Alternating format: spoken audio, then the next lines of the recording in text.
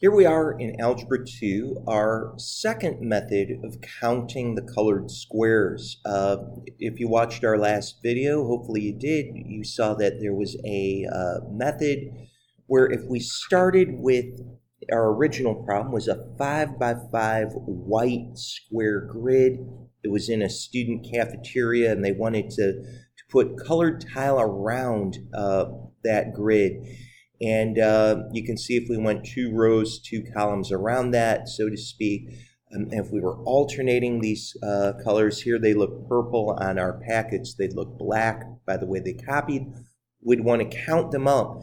And is there a way we can count them without counting them one by one? Well, in our last video, we saw that, you could use symmetry, you could look for groupings, you could maybe look at shapes just like this, and we went through in detail how to look at that. That's certainly not the only way you can look at grouping these.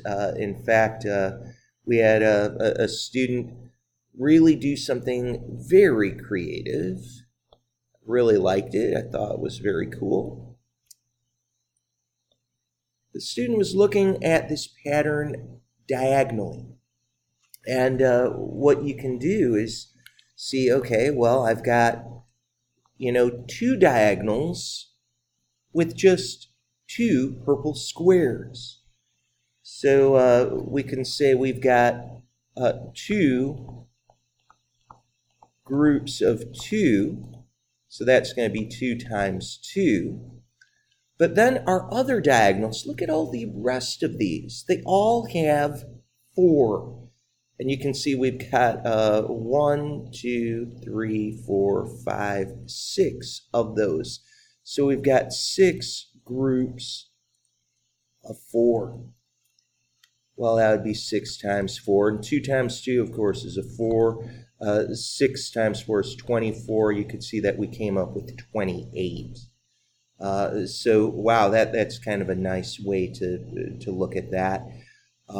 So let's real quickly think about this in terms of just a general pattern. If we had a 5 by 5, kind of a square, we'd have a 2, and then we had 6 of these. We had 1, 2, 3, 4, 5, 6. Of these. Wow. All right. Well, in general, we're going to try to jump out to the n by n case, but first, let's maybe tackle the 3 by 3 case. You could say, can we have something very similar? Well, indeed we can. If we look at all these diagonals right here, you can see once again, we've got 2 groups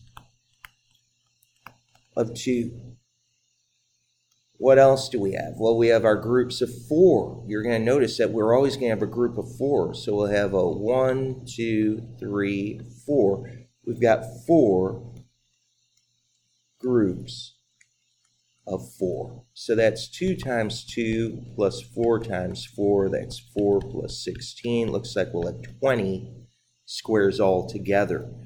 Wow, then we get to the 7 by 7. Look at this. What we're seeing is you're always going to have 2 groups of 2. But look at these diagonals here. We've got 1, 2, here's 3, here's 4, here's 5, here's 6, 7, and there's 8. So we have 8 groups of 4. So that's 2 times 2 plus 8 times 4. So that's, a 4 plus 32. Evidently, we'll get a 36. So what this method is really good about is that we're seeing that there really is going to be a pattern that emerges. I hope everybody's noticing the obvious, that no matter how many white squares we started with, we're going to have our first and our last diagonal having 2 squares. And then the rest of those diagonals, we're going to have 4 squares in them. So just like we did in our last video, and we talked about this before, what if all of a sudden we said, you know what, hate to tell you, we forgot to copy down an 8x8 grid here, 8x8 white square grid, and we'd like to apply the problem here. Well, you would guess that you'd have 2 groups of 2.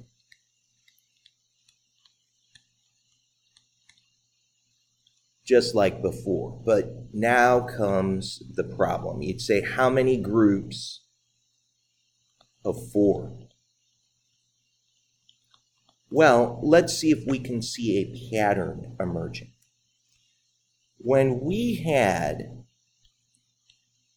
the 5x5, and what I'm getting at is, pay attention to this right here. The 5x5 grid relates to having 6 groups of 4.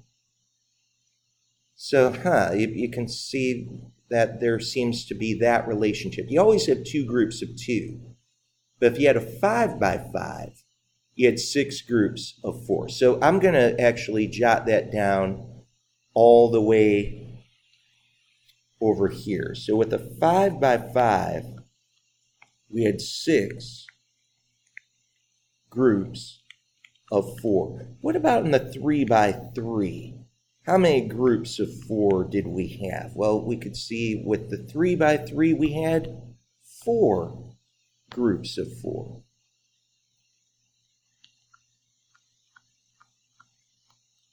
How about in the 7x7? In the 7x7, we had 8 groups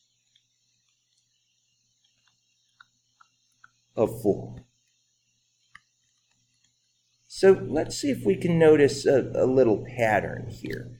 You know, we could say, well, wow, if we had 5x5, we had 6 groups of 4. We had 3x3, we'd have 4 groups of 4. If we had 7x7, we'd have 8 groups by 4. The question is, do we notice a pattern? Because ultimately, like what we're going to be doing is we're going to say, what if we went to an 8x8? How many groups of 4 do you think we're going to have? Well, it sure looks like when we have a 5, we're going to add a 1. 5 plus 1 is 6. 3, add a 1. You're going to get up to a 4. 7x7, you're going to add a 1. You get up to an 8. Here, you're going to have to add a 1. Guess what? We'll have 9 groups of 4. So this would be 2 times 2 plus 9 times 4. This would be 4 plus 36. We'd say there'd be 40 total squares. Well, what if we had n by n? And when we say n by n, guys, that's where it's very, very abstract, where we don't know how many rows by columns we have. It's just very generalized. Well, my word, you'd say, how many groups of 4 do you think you're going to have? Well, seems like we're always going to add a 1. So we get n plus 1 groups of 4. So here's where we're going. For the n by n, we can say we're going to have 2 groups of 2. We're always going to have that. We're going to have n plus 1 groups of 4. And this is 2 times 2 plus 4 times n plus 1. Or n plus 1 times 4, if you'd rather. 2 times 2 is a 4. Let's distribute. You get 4n plus 4. And guys, beautifully, this is the same formula that we came up with in the first video. 4n plus 8. What are we really getting at? When you come right back up here like we did, if we had 4n plus 8, if that's our formula, And in this problem, it was a 7 by 7 grid. So it's 7 by 7. Let's let n equal 7. Plug that in. 4 times 7.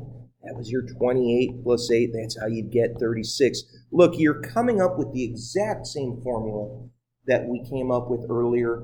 Sure looks like it's an incredibly different perspective, different way of organizing your pattern, but look at that. By the way, you could do this with many, many other ways of organizing and counting. It sure looks like methods can be drastically different. What can we do? We can generalize and get the exact same end formula.